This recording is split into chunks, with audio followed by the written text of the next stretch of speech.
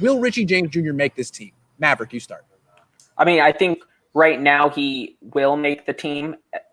There could be a ton of wide receivers cut on Saturday that they might opt to keep instead of Richie James.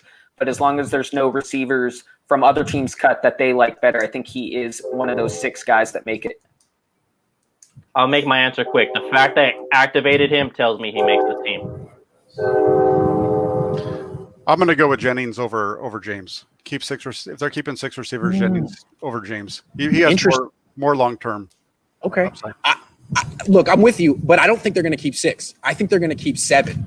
And the reason I do is again, when you have coaches picking players, I always feel like the coaches are not going to cut their own draft picks. Because when you cut your own draft picks, then you tell the owner, maybe you should hire a scout or a general manager. So I think Jennings will make the team, James will make the team, Pettis will make the team, and guys like Kevin White, vets who weren't drafted by this team will get cut and maybe put on the practice squad. So I'm with you, though. If they keep 6, he's out. If they keep 7, I think he's in. And my theory is they're not going to cut a draft pick, which brings me to the next player.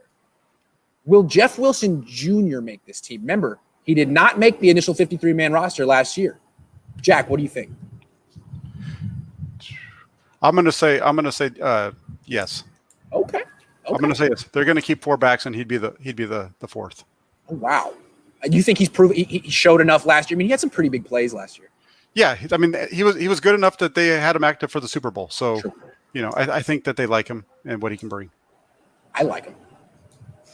Leo. I'm going to say yes, because if they try to sneak him onto the practice squad like they did last year, it's not going to happen. About 50%, if not more than that, 50% of the league, if not more than that, he's going to be their top 3 back on those teams. And on some of them, he could be their top 2 back, especially a team like Washington. So they're not going to be able to sneak him. Something happened to Tevin Coleman this year like it did last year. They don't have that body. Hasty's a smaller guy. McKinnon, he's got good size, but he's not going to be your in-between the tackles guy. And same with Mostert. So they have to keep him.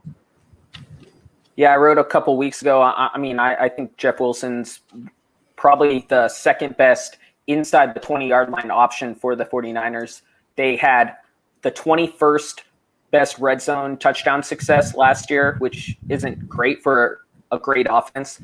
And Wilson was 4 for 5 on those inside the 5-yard line touchdown runs. And I think that's pretty big. You guys all said he's going to make the team. I love Jeff Wilson Jr. I don't think he's going to make this team, and he should. I don't think he's going to make it. He's an undrafted guy. I think they're going to keep 4 tight ends. I think they're going to keep 7 wide receivers. And that means I don't think they're going to be able to keep 4 running backs, even though they'd like to. They got to keep Kyle Juszczyk. That would be 5. So I think they're going to look at it as, they like Jeff Wilson Jr. They'd like to keep him, but they're really indebted. I mean, they've given a lot of money to Jerick McKinnon. And I think Jerick McKinnon is going to take a spot in the team. If they could keep both, they would.